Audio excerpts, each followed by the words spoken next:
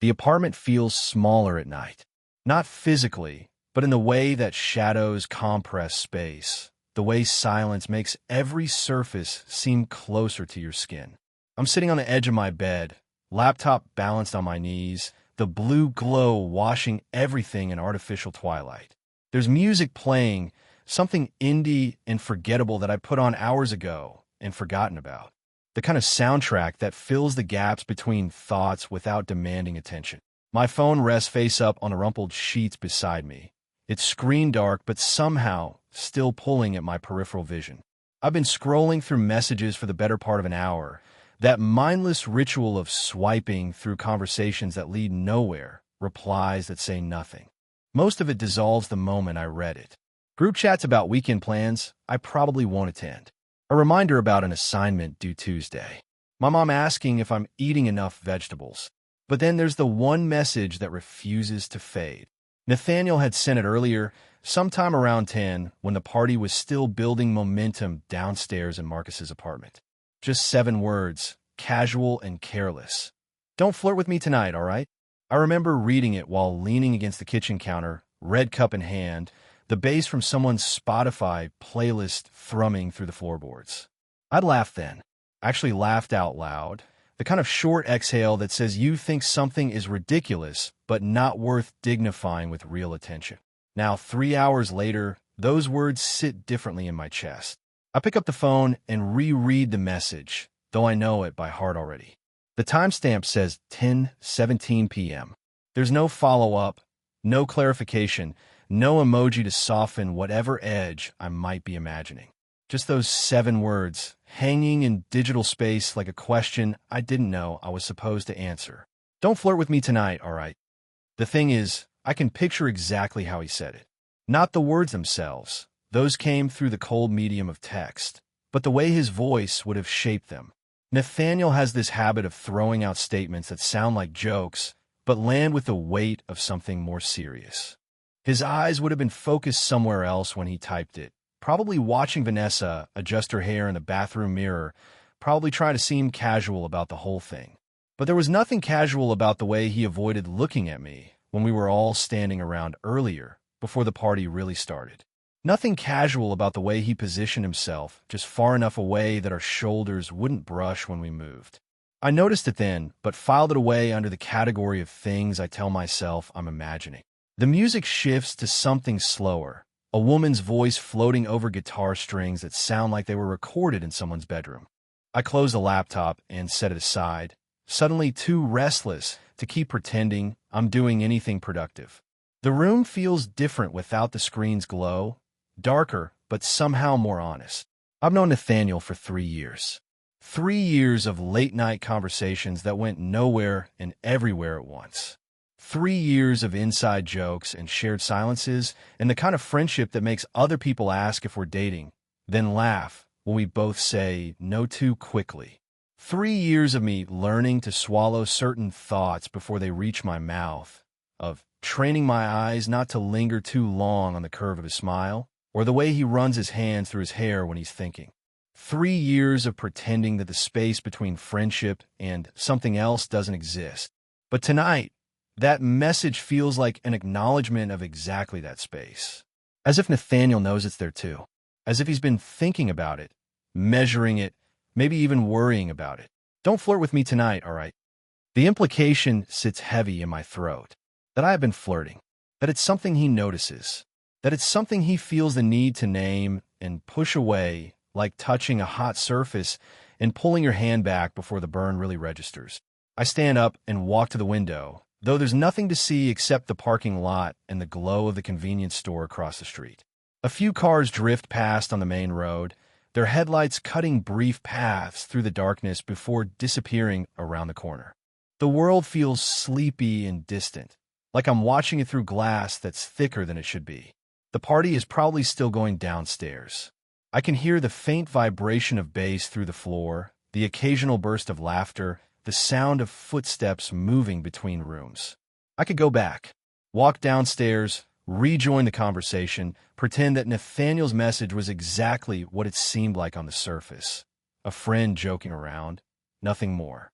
I could laugh it off again, make some comment about how he flatters himself, and let the moment dissolve into the general noise of the evening. But I won't, because somewhere between reading those 7 words the first time and the 15th time, I realized that the message wasn't really about tonight. It was about every night. Every conversation where my attention stayed on him just a beat too long. Every joke that landed with a different weight than I'd intended. Every moment when the thing I wasn't saying felt larger than the thing I was. He'd been noticing. And more than that, he'd been keeping track. I pressed my palm against the cool glass of the window and let that thought settle. Nathaniel, who dates girls with easy smiles and uncomplicated expectations.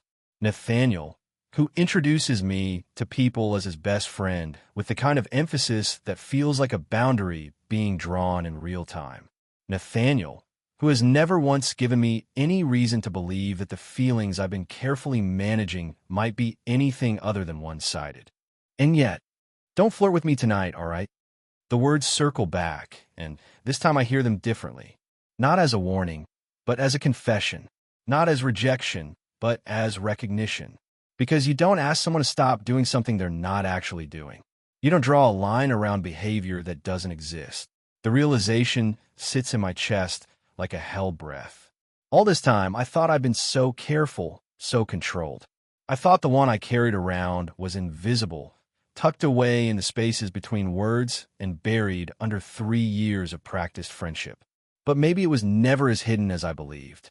Maybe it was written across my face in a language I didn't know I was speaking. Maybe Nathaniel has been learning to read it. I move away from the window and sit back down on the bed, but I don't open a laptop. Instead, I stare at my phone, at that message that's taken on a weight I never expected. 7 words that have managed to crack something open, to let light into a corner of my life I kept carefully dark. The music has shifted again, something instrumental now. All piano and space, and the kind of melody that makes you feel like you're remembering something important that you'd almost forgotten. I close my eyes and let it wash over me. Let myself sit with the strange mix of fear and hope that Nathaniel's message has stirred up. Because the thing about recognition is that it changes everything, even when nothing has actually happened. It transforms every shared glance into a question, every casual touch into a conversation, every silence into a space where truth might finally have room to breathe. I don't know what I'll say to him tomorrow. I don't know how to navigate this new landscape where the thing we've both been avoiding might actually be the thing we've both been circling around. But tonight, in the dim light of my apartment with music playing softly and the rest of the world feeling very far away, I let myself sit with the possibility that I might not be imagining any of it. That maybe, just maybe, he's been imagining it too. The morning light feels different when you wake up with a question you can't answer. I lie in bed for longer than I should, staring at the water stain on the ceiling that looks like a map of somewhere I've never been. The apartment is quiet except for the hum of the refrigerator and the distant sound of traffic building toward rush hour. My roommate Jake left for his 8 a.m. class an hour ago, his footsteps heavy and apologetic as he tried not to wake me. This place we share is nothing special. A 2-bedroom unit in a complex that was probably modern in the 80s, with thin walls and thinner carpeting, and the kind of kitchen that makes you grateful for takeout. But it's ours, or close enough. The rent splits evenly between us, and we've learned to navigate each other's schedules, each other's messes, each other's late-night phone calls that sometimes stretch until dawn. I'm 22, which feels both too young and too old, depending on the day. A graphic design major at the State University, though most days I wonder if I chose the program or if it chose me. My sketchbooks are scattered across every surface of my room, filled with half-finished logos and concept art that will never become anything real. There's something comforting about creating things that exist only on paper, things that can't disappoint anyone because they were never meant to leave the page. My life has a rhythm to it. Classes in the morning when I can manage it. Afternoons spent in the design lab with its rows of humming computers and the smell of toner cartridges. Evenings that blur between homework and procrastination, between instant ramen and whatever's playing on Netflix. It's ordinary in the way that most people's lives are ordinary, filled with small routines and smaller ambitions. But none of that captures what really matters. Because for the past 3 years, the center of gravity in my world has been Nathaniel. We met during orientation week, freshman year, in that awkward way that college throws strangers together and hopes something sticks. I was standing outside the student union, lost, and trying not to look it, when this guy walked up and asked if I knew where the engineering building was. I didn't, but I had a campus map, and somehow we ended up walking around together for the next 2 hours, both of us pretending we knew where we were going. Nathaniel is the kind of person who makes being lost feel like an adventure. Tall and lean with dark hair that never quite stays where he puts it. He has this way of filling whatever space he's in without seeming to try. People notice him. They always have. Not because he's loud or demanding, but because there's something magnetic about the way he moves through the world, like he's carrying some secret that makes everything more interesting. He's studying business, though he jokes that he's really majoring in figuring out what he wants to do with his life. His parents have plans for him, something corporate and stable that will justify the tuition they're paying. But Nathaniel talks about those plans the way people talk about weather. Inevitable, but not particularly personal. What is personal is the way we became inseparable almost immediately. Study sessions that turned into all-night conversations. Weekend drives to nowhere in particular, windows down, and music loud enough to drown out thinking. Inside jokes that developed their own language, references that only made sense to us. The kind of friendship that makes other people feel like they're watching something private, even when you're not doing anything at all. He's straight, or says he is, has always said he is, with the casual certainty of someone who's never had to question it. He dates girls occasionally, never seriously, never long enough for it to matter. I've met some of them over the years, watched him charm them with the same easy attention he gives everyone, watched them fall for him in predictable ways. They're nice girls mostly, smart and pretty and uncomplicated in ways that make me feel like I'm observing a different species. I learned early not to ask too many questions about his dating life. Not because he wouldn't answer, but because the answers sat wrong in my chest, like trying to swallow something too large. Instead, I perfected the art of being the best friend. The one who listened when things went well, who offered advice when they went badly, who never betrayed even a hint of jealousy when he talked about someone new. Our friends tease us about how close we are.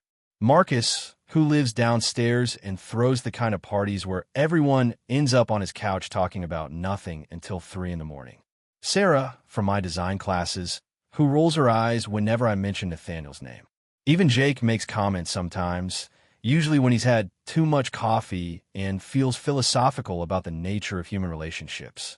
They call us codependent, an old married couple, best friends with boundary issues. I laugh along because what else can you do? Because the alternative is explaining something I don't fully understand myself, something that lives in the space between friendship and want, between loyalty and longing. The truth is, I've been in love with Nathaniel for most of the time I've known him. Not the dramatic kind of love you see in movies. All grand gestures and desperate confessions. Something quieter and more persistent. The kind of love that becomes part of your daily routine, like breathing or checking your phone. Present but not demanding. Constant but carefully controlled. I've gotten good at managing it. At channeling the energy into friendship instead of desire. At translating one into loyalty. I've learned to be satisfied with late-night drives and shared silences, with being the person he calls when he can't sleep, with occupying a space in his life that feels essential even if it's not romantic. Most days, it's enough. Most days, I can convince myself that having this much of him is better than risking everything for something that was never going to happen anyway. But last night's message has disrupted that careful balance.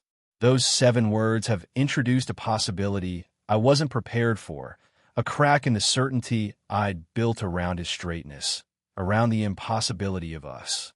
Don't flirt with me tonight, all right?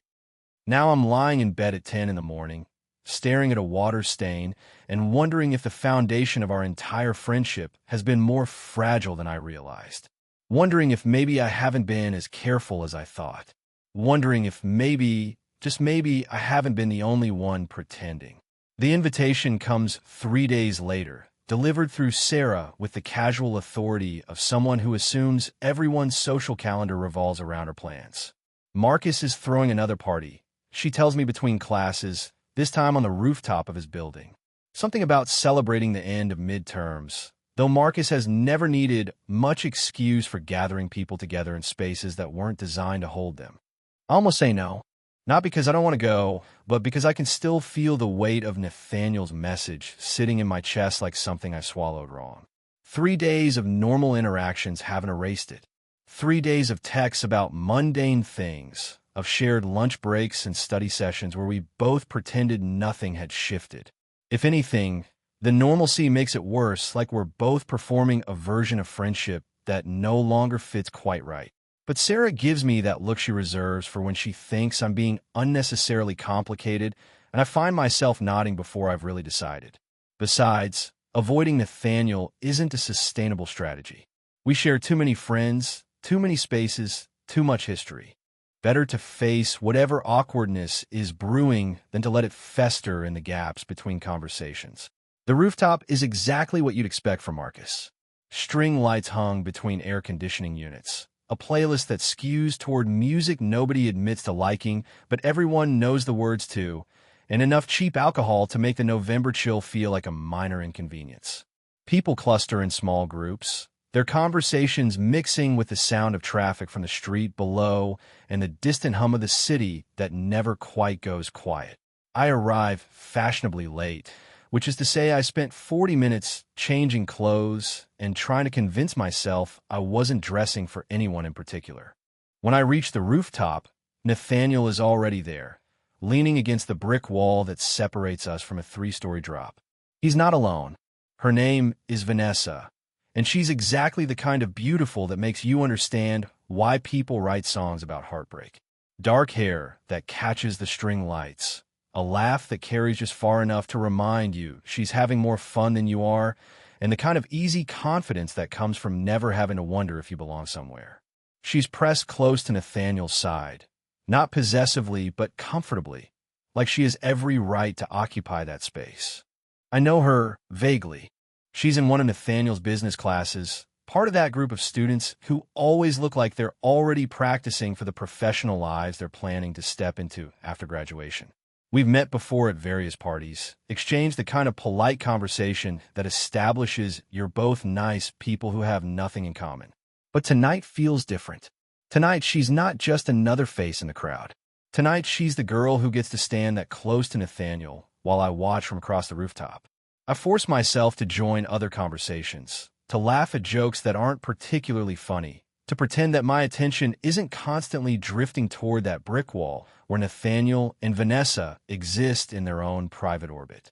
When she touches his arm while making some point about their professor, I take a longer drink than necessary. When he leans down to hear her better over the music, I find suddenly urgent reasons to help Marcus refill the ice bucket. This is what I've trained myself for, I remind myself. This is the reality I've accepted. Nathaniel with someone else, someone appropriate, someone who can offer him the kind of uncomplicated affection I never could. I should be grateful that he's happy. I should be mature enough to celebrate his happiness without making it about my own feelings. But maturity, it turns out, is easier to manage in theory than in practice. The evening wears on, conversations shifting and reforming as people migrate between groups. I find myself talking to David, a guy from my typography class who has opinions about font choices that are both passionate and completely wrong. It's the kind of debate that usually energizes me, but tonight I can barely focus long enough to form coherent arguments. My attention keeps fragmenting, pulled toward the corner where Nathaniel and Vanessa have claimed territory. Then, sometime after 10, when the party has found its rhythm and most people have settled into the comfortable buzz that comes from just enough alcohol, Nathaniel appears beside me.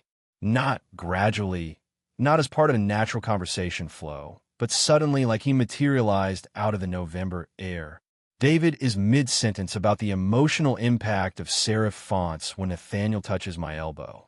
"Caleb," he says, and there's something in his voice that makes David trail off mid-thought. "Can I talk to you for a second?" It's not really a question. Before I can respond, he's guided me away from a main cluster of people, toward the far edge of the rooftop where the string lights don't quite reach, and the music becomes background noise instead of soundtrack. I follow because I always follow, because 3 years of friendship have trained me to respond to that particular tone in his voice. We stop near the railing that overlooks the parking lot, far enough from everyone else that our conversation won't carry. The city spreads out below us, a constellation of windows and streetlights that makes everything feel smaller and larger at the same time. Nathaniel leans against the railing, not quite looking at me, his hands shoved deep in his jacket pockets. For a moment, neither of us speaks. The silence stretches between us, not comfortable like it usually is, but charged with something I can't name. Finally, he turns toward me, and in the dim light his expression is serious in a way that makes my chest tighten. "Don't flirt with me," he says, and his voice is quieter than it was the other night, but somehow more intense. "Not tonight, Caleb." "All right." The words hit differently this time. Not casual, not joking, but careful and deliberate, like he's been thinking about them for days. Like he's been watching me watch him and Vanessa, cataloging every glance, every moment when I looked away too quickly or took too long to respond to something he said. I want to ask him what he thinks I've been doing. I want to point out that I've been nothing but appropriate, nothing but the friend I've always been. I want to demand an explanation for why he keeps drawing this line, keeps naming this thing that supposedly doesn't exist. Instead, I hear myself saying, "Okay," like it's the most natural response in the world. Like his request makes perfect sense and doesn't cut through me like a blade I didn't see coming. But something in his eyes when I agree tells me he expected a different answer. Something that looks almost like disappointment flickers across his face before he nods and pushes himself away from the railing. "Good," he says, though his voice doesn't sound like he thinks it's good at all. "Thanks." He walks back toward Vanessa, back toward the light and the laughter and the easy warmth of a party where everyone knows their role. And I stay by the railing, staring out at the city and feeling like I just agreed to something I don't understand, something that changes everything while promising to keep it exactly the same. The decision forms slowly, like sediment settling in still water. Not all at once, not with the dramatic clarity of a revelation, but gradually, over the course of days that feel longer than they should. If Nathaniel doesn't want me to flirt with him, if he needs to keep drawing these lines, keep naming this thing he says doesn't exist, then maybe the kindest thing I could do for both of us is to give him exactly what he's asking for. Distance. It starts small, almost imperceptibly. When he texts about grabbing lunch between classes, I tell him I've already eaten. When he suggests one of our usual late-night drives, I mention an assignment I need to finish. Not lies, exactly, but not the whole truth either. Because the real truth is that I need space to figure out how to be around him without feeling like I'm constantly failing some test I didn't know I was taking. The first week is harder than I expected. Our routines have become so intertwined over 3 years that pulling myself out of them feels like untangling Christmas lights in the dark. I catch myself reaching for my phone to text him about stupid things, a professor's ridiculous tie, a dog I saw on campus that looked like it was wearing a toupee, before remembering that I'm supposed to be creating space. I eat lunch alone in the design lab instead of meeting him at our usual table in the student union. I take different routes between classes to avoid the business building where I might run into him accidentally. But something unexpected happens in that space I've created. Other people start to fill it. There's David from typography, who turns out to have thoughts about more than just fonts when you give him room to share them. Sarah, who invites me to study sessions I would have previously declined because they conflicted with time I'd planned to spend with Nathaniel. A group project in my design theory class that leads to actual friendships instead of just academic alliances. And then there's Ezra. I notice him first in the photography lab on the second floor of the arts building, where I sometimes go when I need a change of scenery from the design lab. He's always there in the afternoons, bent over contact sheets with the kind of focused intensity that makes you reluctant to interrupt. Dark hair that curls at the edges, wire-rimmed glasses that he pushes up his nose when he's thinking, and hands that move with careful precision whether he's adjusting camera settings or reaching for coffee. The first time we talk, it's about nothing important. He needs someone to hold a reflector while he adjusts lighting for a portrait assignment. I happen to be walking by when he's clearly struggling to manage everything alone. 20 minutes later, we're discussing the way natural light changes throughout the day, and I realize I haven't thought about Nathaniel once since walking into the lab. Ezra has this way of noticing things that other people miss. Not just as a photographer, though that's part of it, but as a person. He comments on a sketch I'm working on, points out how the composition leads the eye in exactly the way I was hoping for. He asks about the concept behind a logo design, actually listens to my explanation, asks follow-up questions that show he's thinking about what I've said. It's refreshing in a way I hadn't realized I needed. Conversations that aren't performed for an audience of one. Attention that doesn't come with the weight of 3 years of unspoken history. Someone who sees my work, my thoughts, my jokes, without filtering them through the lens of who I am in relation to someone else. When Ezra asks if I want to grab coffee after our lab sessions, I say yes without calculating how it might affect anyone else's feelings. When he shows me his portfolio, pointing out photographs that didn't work and explaining why, I appreciate his honesty without wondering if he's testing some invisible boundary. When he laughs at something I've said, I don't analyze the sound for hidden meanings or implications. For the first time in 3 years, I remember what it feels like to be around someone without constantly monitoring my own reactions. But Nathaniel notices. Of course he notices. It starts with texts that come more frequently, casual check-ins that feel less casual than they used to. Where are you? Followed by stop by the design lab, but you weren't there. Then longer messages about nothing in particular, stories about his classes or his professors or something funny Vanessa said, messages that seem designed more to maintain contact than to communicate actual information. When I don't respond immediately, he calls. When I don't answer, he shows up. I'm walking out of the photography lab with Ezra one Thursday afternoon, still laughing about something he said about the pretentious way art critics describe color relationships, when I see Nathaniel waiting by the stairwell. He's trying to look casual, like he just happened to be in the arts building, but Nathaniel has never had any reason to be in the arts building. His major doesn't require it. His friends don't hang out here, and he's always complained that the whole place smells like chemicals and paint. Caleb, he says when he sees me, and his smile doesn't quite reach his eyes. There you are. Ezra glances between us, clearly picking up on some tension he doesn't understand. I should introduce them, should smooth over the awkwardness with the kind of social grace I've learned over years of navigating complicated situations. Instead, I find myself reluctant to share this new part of my life with Nathaniel, reluctant to watch him charm Ezra the way he charms everyone, reluctant to see this growing friendship filtered through the lens of his attention. Hey, I say, and my voice sounds more distant than I intended. What are you doing here? Looking for you, he says simply, and something in his tone makes me feel like I've done something wrong just by being somewhere he couldn't find me. Ezra shifts beside me, his portfolio bag sliding from one shoulder to the other. I should probably get going, he says, but his eyes stay on my face, reading something there that I'm not sure I want him to see. I'll see you tomorrow. Yeah, I tell him, and I mean it. Tomorrow, and the day after that, and however many days it takes to figure out what this new version of my life might look like. After Ezra leaves, Nathaniel and I stand in the hallway listening to the sound of his footsteps fade down the stairs. The silence stretches between us, not comfortable the way it used to be, but charged with questions neither of us seems ready to ask. So, Nathaniel says, finally, that's the guy you've been spending time with. It's not really a question, but it doesn't sound like an observation either. It sounds like an accusation, though I can't figure out what I'm supposed to be guilty of. His name is Ezra, I say, because apparently stating the obvious is all I can manage. Nathaniel nods like this explains something important, though I'm not sure what.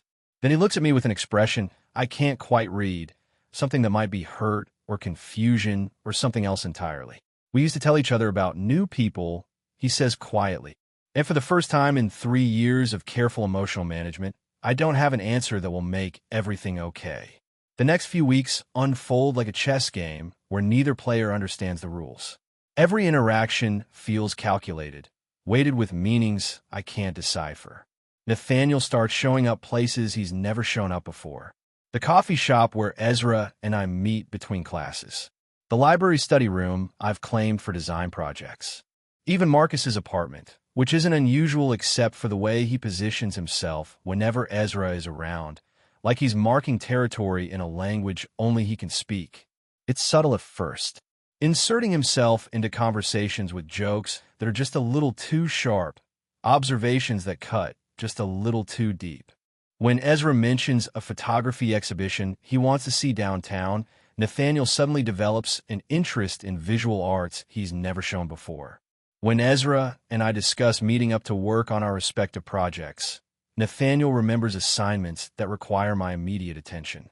Nothing I can call out directly, nothing that would sound reasonable if I tried to explain it to someone else, but effective in its quiet persistence. The irony isn't lost on me.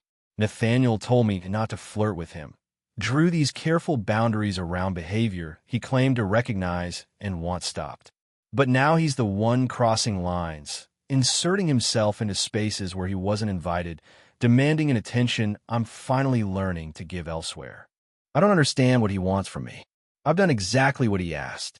I've stepped back, created distance, redirected the energy I used to spend analyzing his every word and gesture.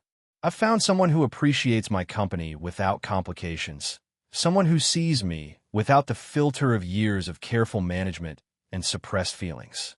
I should feel proud of this growth, this evidence that I can exist independently of Nathaniel's gravitational pull.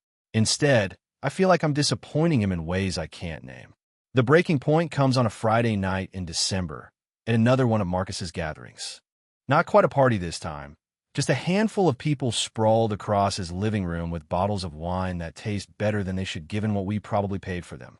The heating in his building is unreliable, so we're all wearing sweaters and sitting closer together than we might otherwise choose. Ezra is there, which has become normal over the past month. He fits easily into our group dynamic, contributes to conversations without trying to dominate them, laughs at the right moments, and listens during the ones that matter. I've stopped being surprised by how naturally he belongs here, how little effort it takes to include him in the rhythms of friendship I thought were fixed and immutable. But Nathaniel has been on edge all evening. Not obviously, not in ways that would alarm anyone who doesn't know him as well as I do. But I catch the tension in his shoulders when Ezra sits beside me on the couch. I notice how his attention snags on every exchange between us, how his conversation with Sarah falters whenever our laughter rises above the general noise of the room. When Ezra mentions that he needs to leave early to catch the last bus back to his apartment across town, I offer to drive him. It's a simple gesture, the kind of favor friends do for each other without thinking twice. But something shifts in Nathaniel's expression, something that looks like decision crystallizing into action. Actually, he says before I can reach for my keys, I could use some air. Maybe we could all walk to the bus stop together. It's December. It's 30 degrees outside. None of us needs air, and the bus stop is 6 blocks away through a neighborhood that gets questionable after dark. But Ezra agrees because he's polite, and I don't know how to object without making it seem like I'm trying to avoid spending time with Nathaniel. The walk starts normally enough. Ezra and I continue a conversation about a photographer whose work he's been studying, while Nathaniel contributes occasionally with questions that show he's been paying closer attention to our discussions than I realized. But as we get closer to the bus stop, I can feel something building in the space between us, a pressure that has nothing to do with the weather. When the bus arrives and Ezra climbs aboard with a wave that includes both of us equally, Nathaniel and I are left standing on the sidewalk in the kind of silence that feels like a hell breath. The bus disappears around the corner, taking its warmth and light and the buffer of Ezra's presence with it. We should head back, I say, pulling my jacket tighter against the wind. But Nathaniel doesn't move. Instead, he turns to face me fully, and in the glow of the streetlight his expression is more serious than I've seen it in months. "I don't like when you ignore me," he says. The words hang in the cold air between us, stark and honest in a way that stops my heart for a moment before it starts beating too fast. Because this is the first time he's named what's been happening, the first time he's acknowledged that my distance is deliberate and that it affects him. "I'm not ignoring you. I tell him, though we both know it's not entirely true. You are, he says simply. Ever since that night on the rooftop, you've been pulling away, spending time with other people, acting like I'm someone you have to manage instead of someone you want to be around. His honesty cuts through the careful pretenses we've both been maintaining, strips away the polite fictions that have been holding our friendship together these past weeks. For a moment, I consider matching his directness with my own, asking the questions I've been swallowing, demanding explanations for the mixed signals and impossible requests. Instead, I hear myself saying the thing I've been afraid to ask for 3 years. Then what do you want from me? The question seems to catch him off guard. He takes a step closer, close enough that I can see my breath mixing with his in small clouds of vapor, close enough that the space between us feels charged with something I've trained myself not to recognize. I don't know, he says, and his voice is quieter now, more uncertain. I just know I don't like this. I don't like feeling like I'm losing you to someone else. His honesty is devastating in its simplicity. Not because he's confessing anything definitive, not because he's offering me what I've wanted for so long, but because he's revealing the same confusion I've been carrying, the same inability to name what exists between us, the same fear of losing something precious even when we can't define what that something is. We stand there in the December cold, our foreheads almost touching, the air between us thick with 3 years of unspoken questions. I can feel the weight of every conversation we've never had, every boundary he's drawn and then resented, every moment when I've chosen safety over honesty. The moment stretches until it becomes unbearable, until one of us will have to say something or step away or make some gesture that will change everything irreversibly. But before either of us can move, a car turns onto our street, its headlights cutting between us like a reminder of where we are, who might be watching, what we're supposed to be to each other. Nathaniel steps back first, the spell broken, and I'm left with the echo of his words and the understanding that I finally have an answer to the question I never dared to ask. He doesn't know what he wants from me any more than I know what I can give him. But for the first time, we both know that wanting something is not the same as being ready for it. The weeks that follow feel like living in a house where all the furniture has been moved 3 inches to the left. Everything looks the same from a distance, but when you try to navigate the space, nothing is quite where you expect it to be. Nathaniel and I return to our usual routines, but they carry the weight of that December night, of words that can't be taken back even if they weren't quite the words either of us meant to say. He doesn't mention Ezra directly anymore, but his presence hovers around the edges of every conversation like smoke you can smell but can't see. When I mention plans that don't include him, Nathaniel's responses carry a careful neutrality that feels more loaded than his previous objections. When I turn down his invitations because I'm meeting Ezra, he says he understands in a tone that suggests he understands too much. And Ezra, for his part, seems to sense the shift without knowing its source. He asks fewer questions about my other friendships, accepts my occasional distraction with the kind of patience that makes me feel both grateful and guilty. When I'm with him, I try to be fully present, to give him the attention he deserves without the shadow of Nathaniel's confusion coloring every interaction. But it's harder than it should be, this simple act of being in one place with one person without calculating how it affects someone else. The clarity I thought I'd found in creating distance has been replaced by a different kind of confusion. Because Nathaniel's admission that night changed the equation in ways I'm still trying to understand. The certainty I'd built around his straightness, around the impossibility of us, has developed cracks that let in uncomfortable amounts of hope. But hope, I'm discovering, is more dangerous than resignation. Resignation lets you build a life around what you can have. Hope keeps you waiting for what you might never get.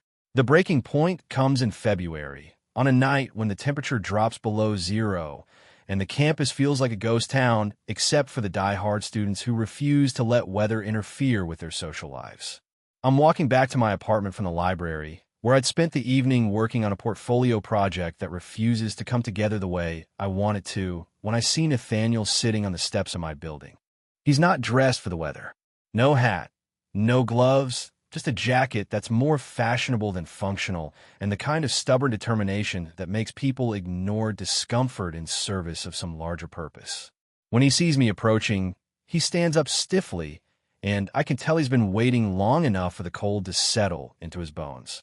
"We need to talk," he says without preamble, his breath visible in small puffs that dissipate as soon as they form. I consider pointing out that we could have this conversation somewhere warmer, that my building has a lobby, or that his apartment is only 10 minutes away. But something in his expression tells me this can't wait, that whatever he needs to say has been building pressure like steam in a closed system and needs release before it finds its own destructive outlet. "Okay," I say, and I lean against the brick wall beside him, close enough to share body heat, but far enough away to maintain the illusion that this is just another conversation between friends. For a long moment, neither of us speaks. The silence stretches between us, filled with the distant sound of traffic and the occasional crunch of footsteps from other students brave enough to venture out into the cold. Finally, Nathaniel turns to face me, and the intensity in his eyes reminds me of that night at the bus stop, of moments when the careful distance we maintain threatens to collapse entirely. "I can't do this anymore," he says, and his voice is rougher than usual, strained by cold and something else I can't identify. This thing where we pretend nothing's changed. Where you act like you're fine, and I act like I'm fine, and we both know it's bullshit. The profanity sounds strange coming from him, like he's borrowed someone else's vocabulary to express something his usual words can't handle. It cuts through the careful politeness we've been maintaining, strips away the pretense that we can navigate this situation with the same social grace that's carried us through 3 years of friendship. "I don't know what you want me to say," I tell him, and I realize as the words leave my mouth that it's both completely true and completely inadequate. "I want you to stop pulling away every time I try to figure this out," he says, and there's something desperate in his voice now, something that makes my chest tighten with recognition. "I want you to stop acting like spending time with me is some kind of burden you have to manage. I want you to stop treating me like I'm something you need to protect yourself from."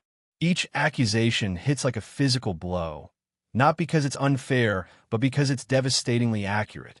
I've been pulling away, have been treating him like a danger I need to manage, have been protecting myself from the possibility of wanting something I can't have. But hearing him name it, hearing the pain in his voice when he describes the distance I've created, makes me realize how much my self-preservation has cost both of us. "You told me not to flirt with you," I say, and my voice sounds smaller than I intend. "You drew that line. You said you didn't want that kind of attention from me." He's quiet for so long that I start to wonder if he's going to respond at all. When he finally speaks, his voice is barely above a whisper, and I have to lean closer to hear him over the wind. "Maybe I was protecting myself too," he says. "Maybe I was scared of what would happen if I let myself want something I thought I couldn't have." The admission hangs between us like a bridge neither of us is sure we're ready to cross. Because this is as close as we've ever come to naming the thing that's existed in the space between friendship and something else, the thing that's shaped every conversation and colored every silence for longer than either of us wants to admit. "You can't tell me not to flirt with you and then punish me when I don't," I say, and the words come out with more force than I expected. "You don't get to have both. You don't get to keep me at arm's length and then resent me for staying there." He stares at me for a long moment, his jaw tight, his eyes burning with something he still refuses to name. And in that moment, I realize that Nathaniel may never give me the honesty I deserve, may never be brave enough to cross the bridge his own words have built between us. The choice isn't between two men, I understand suddenly. It's between staying in this endless cycle of almost confessions and careful distances, or walking away from the ache of almost love towards something that has the chance to be real. The realization settles in my chest like a weight I've been carrying without knowing it, heavy but somehow also relieving. Because for the first time in 3 years, I can see a path forward that doesn't require me to keep hoping for something that may never come. That night, I don't sleep. Not because of the cold that followed me inside from those building steps, though my hands take hours to warm completely. Not because of the way Nathaniel looked when I finally walked away from that conversation, leaving him standing alone in the February darkness. I don't sleep because something fundamental has shifted in the architecture of my life, and my body seems to know it before my mind has fully caught up. I lie in bed staring at the ceiling, at that water stain that still looks like a map of somewhere I've never been, and for the first time in months, it doesn't feel like a symbol of anywhere I want to go.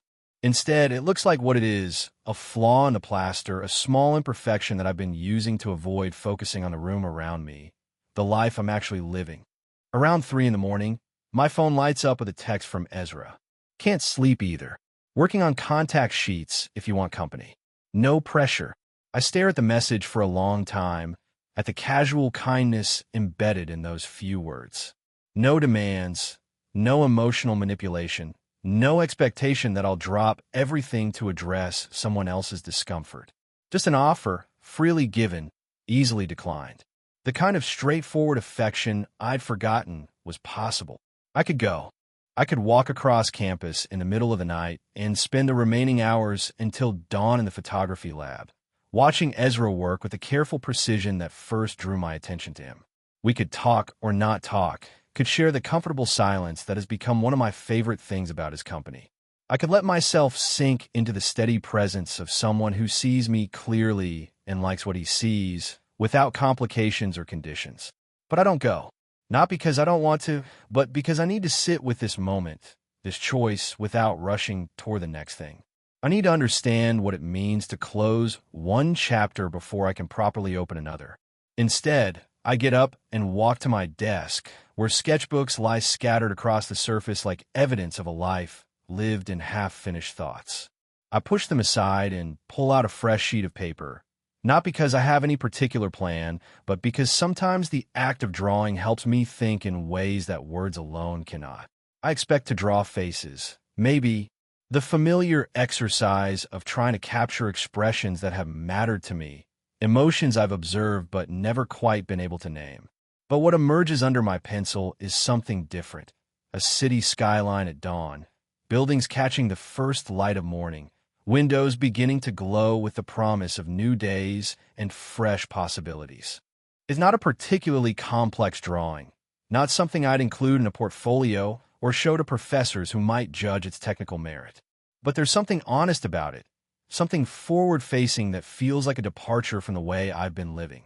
For too long, I've been sketching the same subjects, returning again and again to faces and moments that belong to the past, try to perfect my rendering of something that was already complete. This skyline looks towards something that hasn't happened yet. As I work, I become aware of other objects in my room, things I haven't really seen in months because they've become part of the background noise of daily life. There's a photo strip from one of those booths at the mall, tucked between the pages of a notebook I haven't opened since last semester. For frames of Nathaniel and me laughing at some joke I can't remember now, arms thrown over each other's shoulders, faces bright with the uncomplicated joy of a friendship that felt infinite and unbreakable. I pull the strip out and hold it up to the lamplight, studying our younger faces, the easy intimacy captured in those black and white squares. We look so certain in those photos, so confident in our connection, so unaware of the complications that were already growing in the spaces between us. There's something both precious and painful about that innocence, that version of ourselves that believed love could exist without consequences if you just managed it carefully enough. I don't tear up the photos. I don't hide them or throw them away or perform any of the dramatic gestures that movies suggest are necessary for moving on. Instead, I place the strip carefully between the pages of an old notebook, not as a shrine to what was lost, but as acknowledgement of what was real. Because it was real, all of it. The friendship, the affection, even the want that grew in the shadows of what we were willing to admit. The fact that it couldn't become what I hoped doesn't diminish what it actually was. My phone buzzes again. This time it's not Ezra, but Nathaniel, and the message is longer than his usual texts. I'm sorry about tonight. I know I'm asking you to figure out something I can't figure out myself. That's not fair to either of us. I just don't know how to let go of this without losing you completely. I read the message 3 times, feeling the familiar tug of his confusion, his need for me to solve problems that only he can solve for himself. Part of me wants to respond immediately, to reassure him that he won't lose me, that we can find some way to navigate this that preserves everything good between us while acknowledging everything complicated. But I don't respond. Not yet, because I'm learning the difference between love that asks me to diminish myself and love that invites me to grow. Between relationships that require constant negotiation of unstated needs and relationships that create space for both people to be themselves fully. When morning comes, gray and ordinary, I text Ezra back. Late night in the studio sounds good. Meet you there at 8. His response comes quickly. Looking forward to it. 3 words. Simple, direct, uncomplicated by subtext or hidden meanings. 3 words that mean exactly what they say and nothing more, nothing less. I walk to the window and look out at the campus beginning to wake up, at students emerging from buildings to start another day of classes and complications and the 1,000 small decisions that shape a life. The morning light catches the edges of buildings the way I try to capture in my sketch, and I realize that I've been so focused on perfecting my rendering of the past that I've forgotten how to see the present clearly. For the first time in 3 years, the weight in my chest feels different. Not gone. I suspect it will take time for that kind of healing, but no longer in control. No longer the organizing principle around which everything else has to arrange itself. I have a choice to make, and for the first time, I know which choice I want to make. The day stretches ahead of me, full of ordinary possibilities and the quiet promise of a life lived in forward motion. I breathe slowly, letting the morning air fill my lungs completely, and step into whatever comes next.